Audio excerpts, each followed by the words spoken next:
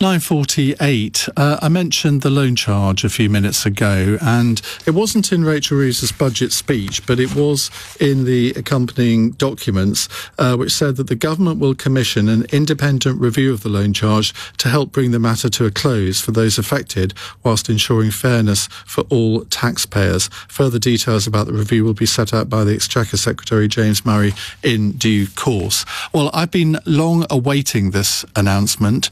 I think it's entirely good news. Greg Mulholland joins me, Campaign Director for the Loan Charge Action Group, former Liberal Democrat MP.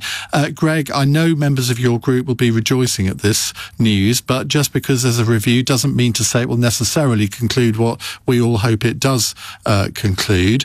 How's it come about? Well, I mean, first of all, it is wonderful news. It's very significant news. There will now be a fresh and it makes clear an independent review. That has to be a genuinely independent review of the loan charge.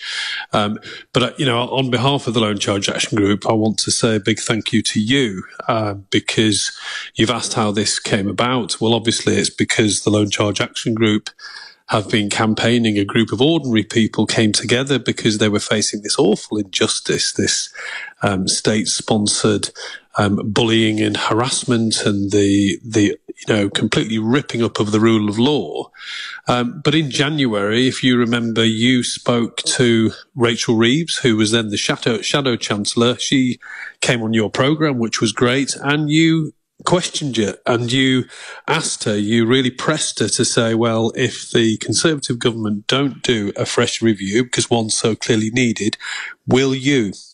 And on your show, she said she would. And ever since then, the Loan Charge Action Group, the Loan Charge and Taxpayer Fairness All-Party Parliamentary Group, they have really highlighted that and, held her and the Labour government to that promise. And to their credit, they've delivered on that promise. And, as we all know, that doesn't always happen in politics. So, credit to them for doing that.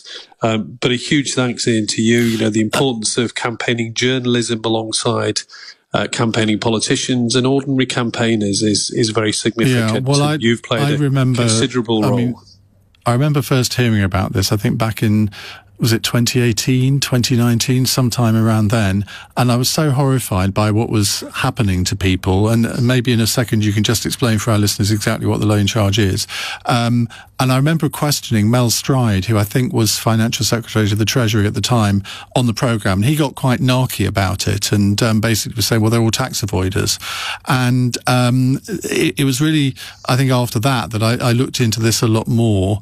And over the last 5 years, I've tried to make it my business to help you do what you do, because keeping these things in the public eye is actually very important. But as I say, just explain for the uninitiated why this could turn out to be another Horizon scandal. Well, we're talking about, certainly over 50,000 people, possibly many more times of that, who were contract and freelance workers, in some cases small company directors, but they were advised by professional advisors. We're talking about chartered accountants, accredited tax advisors. They were advised to work in a certain way and use schemes, in many cases, to avoid the rather confused so-called IR35 legislation. So people were told, you need to work in this way, to avoid, ironically, to avoid having HMRC coming after you because they think you're a disguised employee and not really a self-employed contractor. So lots of people did this. They were advised to do it. They were also missold these arrangements by the promoters that were operating them and, of course, making significant profits.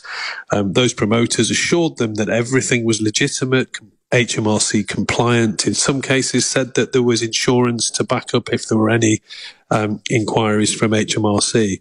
And HMRC did virtually nothing about these arrangements at the time. They signed off many tax returns without actually even raising inquiries.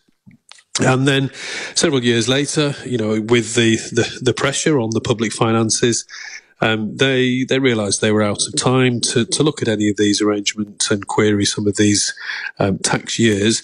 So they persuaded the Treasury to bring in the loan charge legislation, which allowed them initially to go back 20 years, later changed to 10 years, but still going back 10 years retrospectively. That's what I found the most horrifying thing. 20 years retrospective taxation when the norm, I think, was 6 years.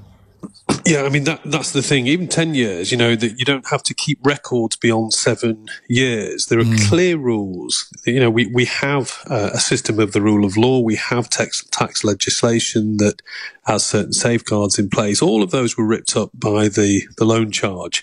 Despite the protestations of Mel Stride and other people who've sought to defend it, it's very clearly retrospective because people who wouldn't have faced action in many cases couldn't legally have faced any action for the arrangements that they had used at the time that they were told were completely legitimate. They then found they were issued with tax bills for tax that hadn't been proven and that actually in many cases was guesswork by HMRC, and people couldn't challenge it. That's the key thing. Really, there was no way to challenge this in any meaningful way. So, people have been driven to despair and ruin. And as you know, and sadly you've covered, there have been 10 people who've taken their own lives over this, being in that situation. So now that we have a fresh review, there was a review in 2019, but it very clearly wasn't genuinely independent. The remit was set by the Treasury and HMRC, and it was staffed by Treasury and HMRC officials. So we need a genuinely independent review now, and that's what the Loan Charge Action Group will be pushing. We're delighted that James Murray, the Exchequer Secretary, has reached out, and every credit to him as well as the Chancellor for doing that, has met with victims already. But the review now needs to look properly at the whole issue, the whole scandal, and that includes the whole supply chain, the legislation, but it also absolutely includes the conduct and the role of HMRC throughout this over the last 10, 15 years.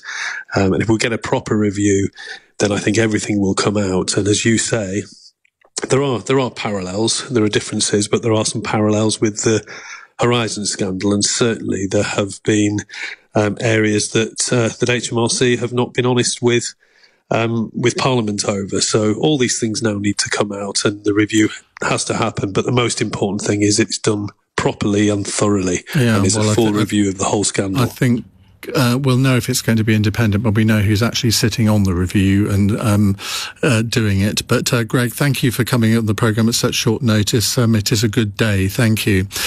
Frank says, and this is with reference to our discussion on the loan charge, what is wrong in politics when we're celebrating a group for making a politician keep her promise? How did we get to this? It should be normal. Fingers crossed it will become so again. Well done for keeping this issue in the public eye. Well, I certainly intend to keep doing that. Thanks for all of your calls and messages this evening. I'll be back tomorrow from 7.